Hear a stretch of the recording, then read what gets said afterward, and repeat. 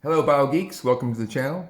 So today we're going to do a little tutorial on the first stage of photosynthesis called the light reactions, or if you would like something more complicated, it would be non-cyclic photophosphorylation, but let's stick with light reactions. So the light reactions, as the name implies, require sunlight. That's going to be your energy source to get this thing going. Now, at this point, you should have already studied some topics associated with membranes. You should know what facilitated diffusion is, active transport, and you should know what a concentration gradient is, because those things are all going to come into play when we go through this little tutorial. First of all, let's look at the summary equation for photosynthesis. So plant cells are going to use carbon dioxide, and they're going to use water. And if you don't know what these numbers are, this will balance the equation. If that's confusing to you, don't worry about it too much. We're also going to use some energy from the sun. And in the end, we're going to get some oxygen being produced and glucose, which is a sugar, C6H12O6.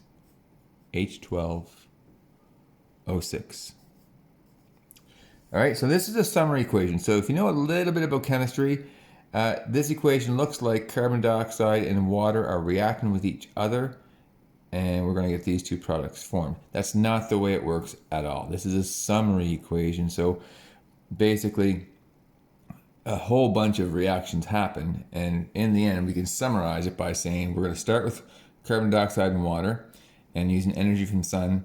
In the end, we're going to get oxygen and sugars. So by the end of this tutorial, you should understand how this happens, or at least the first half of this happens, the light reactions, and you should have a good understanding of where are we in the plant cell. All right, so first of all, let's look at just that. So if we have a cell, here's your plant cell.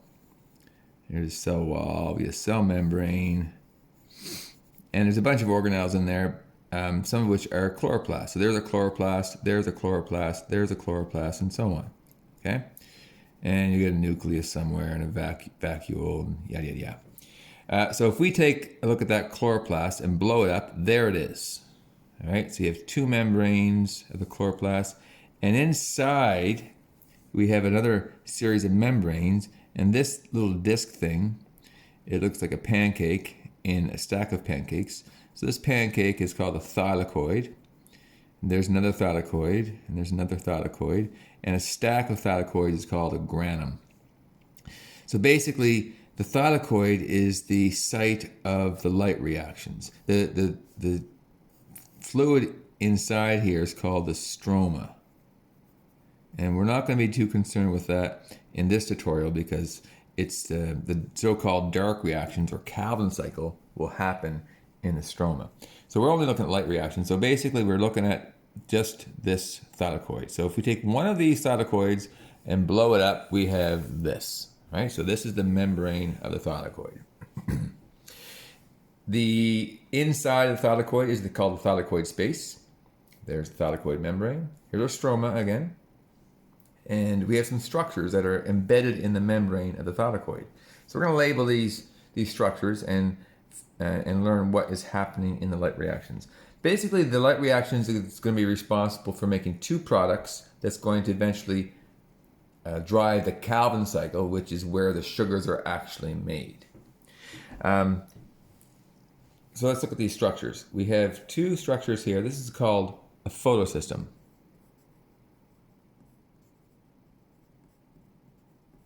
And this one is photosystem 2, which is actually used first. This one is photosystem 1. And the reason why they're kind of backwards is this is the first one that evolved in photosynthetic bacteria. This would be in a eukaryotic cell. And in eukaryotes, this is the second one that evolved, but it's used first in this process. So again, if that's too complicated, don't worry. The purpose of this tutorial is to help you understand the principles that are in place here. Okay, so what else do we have here? I'll put asterisks here. This structure, and this structure, and this structure. These are electron carriers. And the electron carriers are basically going to shuttle electrons from here to here, and then from here to here, and then from here to here. Okay? They're mobile, they move around. This is an enzyme. It's called ATP synthase. So at this point in your biology studies, you should really know what ATP is, or adenosine triphosphate. It's basically a high energy molecule, and it is the only molecule that cells can directly use for energy, right? Whether it be exocytosis or phagocytosis or movement of motor proteins down microtubules, that's the energy source the plants use, okay? So let's look at the word. This word might be complicated for you, but it's the components of the word tell you what it does. Ase is typically put on the end of any name of an enzyme. So when you see something that ends in ase, like lactase, breaks down lactose, the sugar found in milk. Syn or synth means to synthesize or put together. So basically this is an enzyme that will put together ATP. Okay? And we'll see how that works a little bit later. Here we have a proton pump. Now I'm going to keep these names simple to avoid complications. If you want to call it the B6F complex, knock yourself out, but we're going to keep it simple and call it the proton pump. So I mentioned that you should have an understanding of what concentration gradients are. So basically it's going to create a concentration of protons, or a proton gradient. All right, so what else for structures? Okay, this is called NADP reductase, NADP reductase. Okay, so there's that ase again. It ends in ase, which means it's an enzyme. Reductase. So reduce is, this seems backwards, but when something becomes reduced, it's because it has gained electrons. And you might wonder, well, why is it called reduction if it's gaining something? And basically it's the stability of the molecule that gets reduced. As a molecule gets built up to become a higher energy molecule, as it gains electrons, it loses stability. That's what reductase means. So this is an enzyme that reduces NADP to NADPH. It adds the hydrogens and electrons. Okay, that's right here.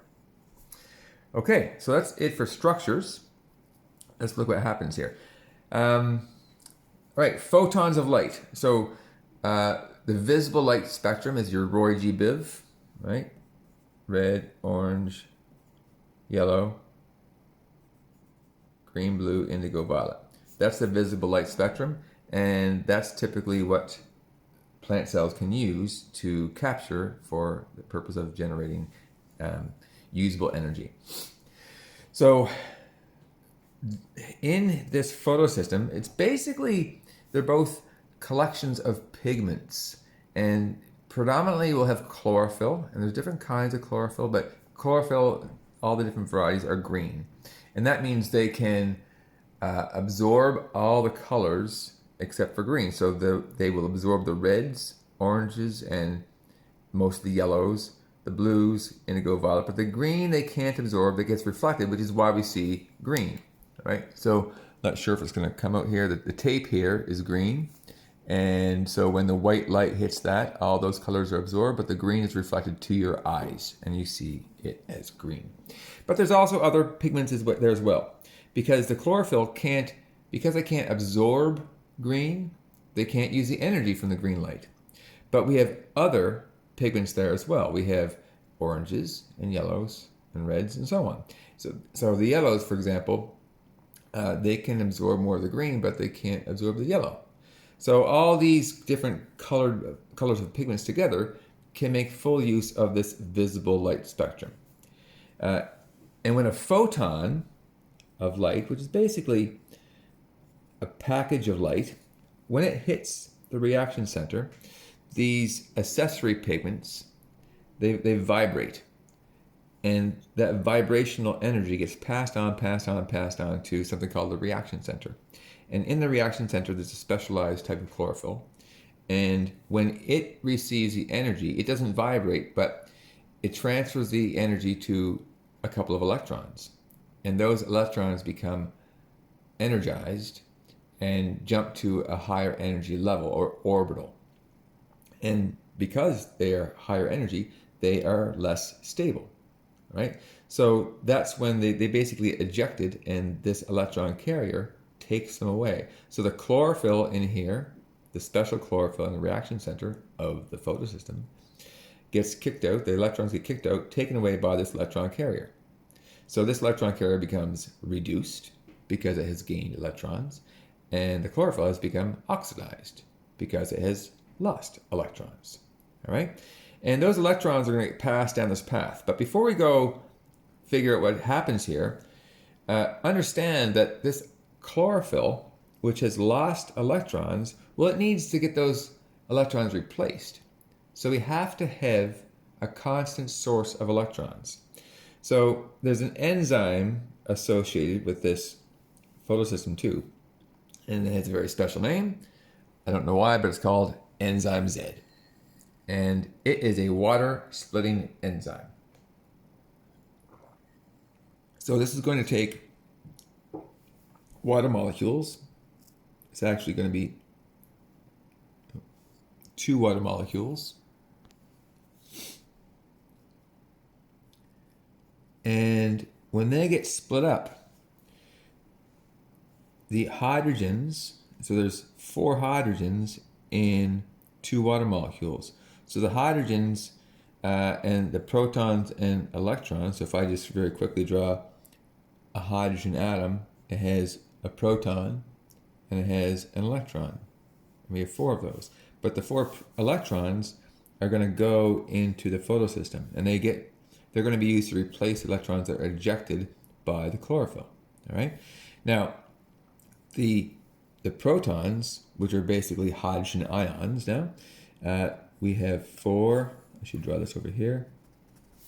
We have 4 hydrogen ions from the 2 waters. And we're also going to have an O2, or oxygen, because we have 2 H2Os. We have an O2.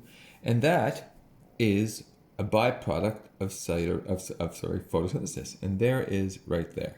Okay? So that is why we have oxygen as a product of photosynthesis. It's a byproduct. And animals, such as ourselves, we actually need oxygen. So we can't actually survive on Earth without plants or other photosynthetic organisms. Okay? So the water gets ripped apart, the electrons come up here, the protons are there, and the oxygens are there, and they're just going to diffuse from high to low concentration. You should know that already, what diffusion is. And they go out of the thylakoid. So here we have out of the thylakoid in the stroma, then out of the chloroplast. Here we are in the chloroplast, out of the chloroplast in the cytosol, and out of the cell, and eventually working its way out of the leaf altogether into the atmosphere. All right, so these protons that have come from water are contributing to what we call a proton gradient. So in here, we're going to create a proton gradient, which means a high concentration of protons in the thylakoid space, or you could also call it the thylakoid lumen.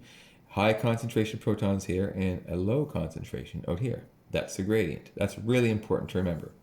But there's another way we create the gradient as well. All right? So remember those electrons that were ejected? Here they are. They're being taken away from the chlorophyll in photosystem 2 en route to the proton pump. And the electrons that are lost are being replaced by the splitting of water, which we see here. It's a required substance in photosynthesis. And we're not going to see this, the CO2 or the sugar, in the light reactions. That's in the second stage of photosynthesis called the Calvin cycle. All right, so we have the electron carrier here is going to take those electrons over to the proton pump. And protons are found everywhere. So anytime you have any kind of liquid. It could be a glass of water sitting on your table right now. It could be a cup of coffee. It could be watery environment of the thylakoid. There's always going to be some water molecules that are split up into H's and OH's, basically, right? So OH's and H's. So some of the water molecules are split up. So there's always some kind of supply of hydrogen ions out here, okay? And so when the proton pump receives the electrons, it's going to take the positively charged protons and the negatively charged electrons, and they're kind of attracted to each other, right? So it's going to use that negative charge to help pull those protons. You can see some coming through here. Pull those protons from the stroma into the thylakoid space. And that is our second way of generating a proton gradient. So the first way, if you remember, is back here. We split water up, and the protons from the hydrogens are here. Electrons from the hydrogens went there, and the oxygen just goes away to the environment. All right, so as this happens over and over and over, we split water, we get more protons, and as those electrons get passed on through here to the proton pump, they pump more protons, more protons, more protons. So we have this proton gradient developing, so long as we have sunlight, okay? So once the sun goes down, this whole thing shuts down. So as the electrons get passed from here to here to here, it's kind of like a hot potato that goes from your hand to your friend's hand to the other friend's hand. So it loses the energy, the thermal or heat energy, to the people's hands. So likewise, these electrons, they lose some energy. Don't think they lose charge. They always have the same charge, but their energy level is going to decrease. So now we have these de-energized electrons, and this electron carrier is going to pick up the de-energized electrons and bring them to photosystem 1. And this happened very fast, by the way. So another photon hits from sunlight, and the same process happens here. They are a tiny little bit different, but we won't worry about how. So a photon hits here, hits one of the accessory pigments, it vibrates, it transfers that vibrational energy to the next accessory pigment, to the next one, and so on. Finally to the reaction center where we have that specialized chlorophyll, and boom, it ejects more electrons, okay? And the electrons that are ejected are taken away by this electron carrier. And as before, those electrons that are ejected and taken away must be replaced. And they're going to be replaced by electrons that ultimately came from water to the reaction center, to electron carrier, to proton pump, to electron carrier, and now they come back and replace those that were just ejected. All right. And meanwhile, we've created this proton gradient, right? So we'll look at this, what happens here a little bit later. So this electron carrier here is going to take those electrons and give it to this enzyme. This enzyme is going to make a very important product required later in the Calvin cycle. It's going to take NADP, which is a substance just found in the stroma. Just have to kind of take my word for it. There's all kinds of things floating around here. There's ADP, there's some ATPs, there's NADP, and so on. And so this enzyme will take NADP from the stroma. It'll take the electrons. So I'll put electrons. They're coming down the chain here. This is the electron transport chain. And it will take some protons.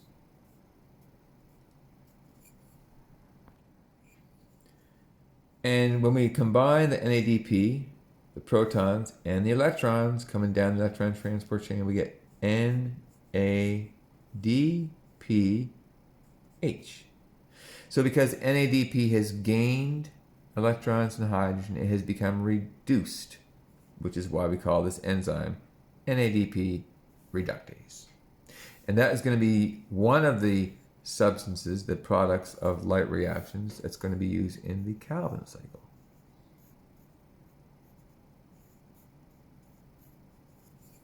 All right, so there's one more product that we need, and it's ATP. Remember ATP synthase? It's an enzyme that will synthesize or put together ATP. So another product that is found in the stroma is ADP. ADP. That stands for adenosine diphosphate, which means it has 2 phosphates stuck to it. And we also have a bunch of phosphates. So do some advanced math with me here.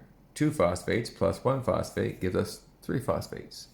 So ATP, when these protons flow through, they flow through. This enzyme actually spins really fast. And as it spins, it's able to grab onto ADP and ATP, put them together. So you get ADP plus another P, put them together, and you get ATP. It has 3 phosphates. So ADP plus another phosphate is going to give us ATP, which is the second product used in the Calvin cycle. Please note that the protons flowing through here do not become part of ATP. They just flow from high concentration to low concentration. And this is an example of facilitated diffusion, which you've learned before. Why is it facilitated diffusion? Because they're ions, they can't go through this phospholipid bilayer. So they go through a protein instead. So this facilitates or helps the process of these protons moving from high to low concentration. So that process does not require energy, but the flow creates kinetic energy or movement energy in the enzyme, which enables it to grab onto ADP and P and put them together to make ATP. That's basically it for light reactions. Now, I have simplified this quite a bit. I haven't given you the names of all these structures, and I've kind of simplified some charges on some different molecules. But that's it for the principles. Let's have a look over here.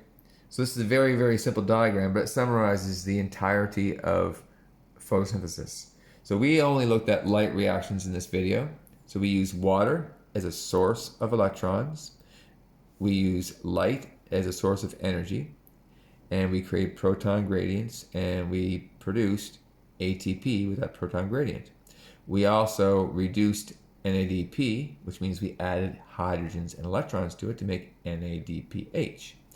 These 2 substances we said are going to be used in the Calvin cycle, which is a big, ugly, confusing mess of chemical reactions. And in the Calvin cycle, once they're used, we create sugar, and we're going to require carbon dioxide. So there's our sugar here, and we need carbon dioxide as a source of carbon. Now, when we use ATP, a phosphate falls off of it basically, and now we have ADP, and the ADP comes back to the light reactions, specifically to ATP synthase, and we add a phosphate to it again, and we can make ATP. It's used up, it becomes ADP, add a phosphate, lose a phosphate, add a phosphate, lose a phosphate. You get the picture. And NADPH, the hydrogen, is going to be used as a source. So the hydrogen in the NADPH will be used to build sugars, because sugars are going to need hydrogen. So as NADPH delivers the hydrogen, it becomes oxidized to NADP, and then becomes reduced again in light reactions, goes a Calvin cycle, and loops back and forth and forth and forth. All right, so that's a brief summary of light reactions. I've simplified it so that it's not too confusing with all the crazy names, but basically all the principles of how things work are all there. Hope you enjoyed the video.